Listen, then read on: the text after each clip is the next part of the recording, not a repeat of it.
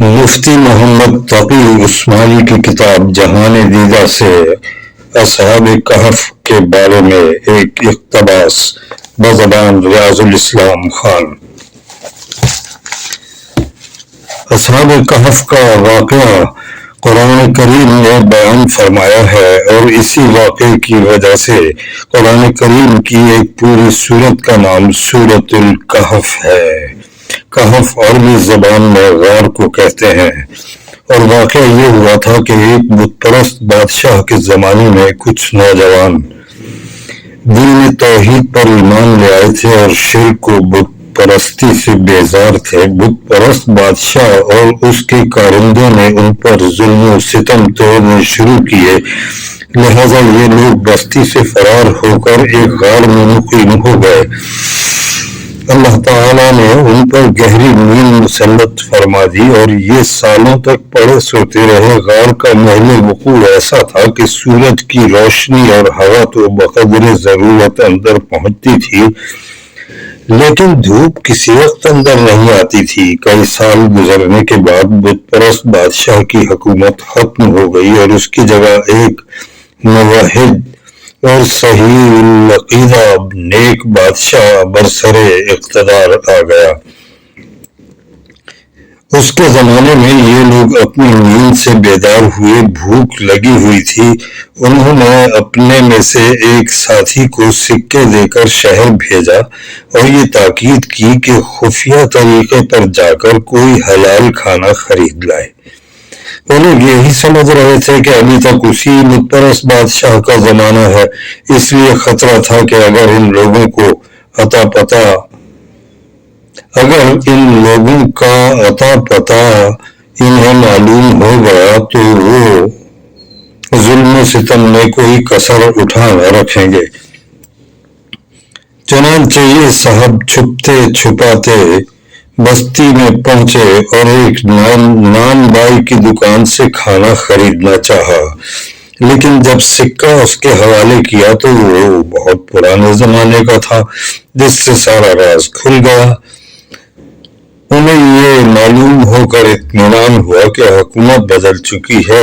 شدہ بادشاہ وقت کو بھی اطلاع پہنچی اور ان صاحب نے اپنے ساتھیوں کو بھی نئے حالات کی اطلاع دے دی۔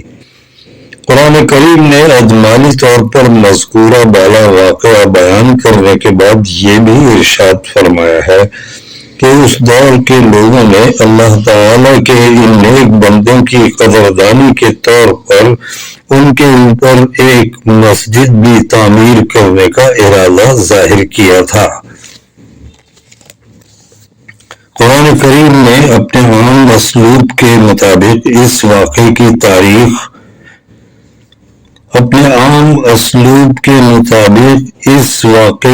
تاریخی اور جغرافیائی تفصیلات بیان نہیں فرمائیں کہ یہ واقعہ کس دور میں اور کہاں پیش آیا۔ چنانچہ تاریخی روایات کی بنیاد پر مفسرین اور مورخین نے اس سلسلے میں مختلف آراء ظاہر کی ہیں۔ زیادہ تر محققین کا رجحان یہ ہے کہ یہ واقعہ حضرت عیسیٰ علیہ السلام کے عروج آسمانی کے کچھ ہی عرصہ بعد یعنی 1 سے 3 صدی عیسوی تک کا ہے۔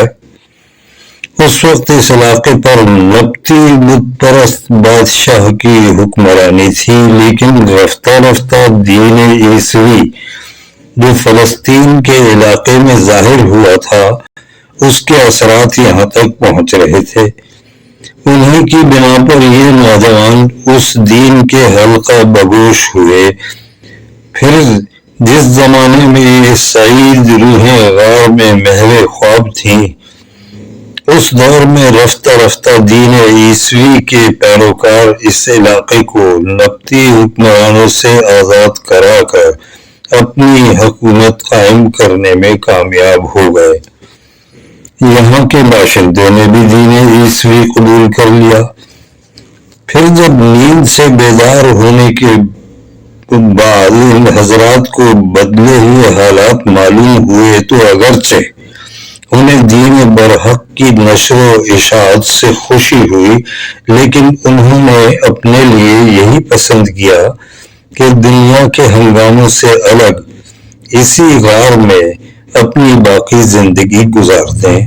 لوگوں نے اصرار بھی کیا کہ وہ اب شہر میں آ جائیں، لیکن وہ آمادہ نہ ہوئے اور اپنی باقی زندگی اسی غار میں گزار دی۔ بعض روایات سے معلوم ہوتا ہے کہ جب بادشاہ وقت